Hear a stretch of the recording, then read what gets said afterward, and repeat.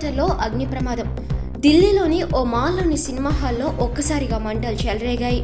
బుధవారం ఇక్కడి select city మాల్లోని ఓ cinema హాల్లో చావా సినిమా ప్రదర్శన జరుగుతుండగా ఈ ఘటన చోటు చేసుకున్నట్టు తెలుస్తోంది.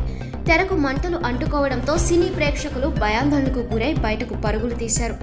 ఎటువంటి ప్రాణ నష్టం జరగలేదని థియేటర్ యాజమాన్యం తెలిపింది. విషయం తెలుసుకున్న అగ్నిమాపక సిబ్బంది హుటాహుటిన అక్కడికి చేరుకుని మంటలను అదుపు చేసే ప్రయత్నం చేశారు.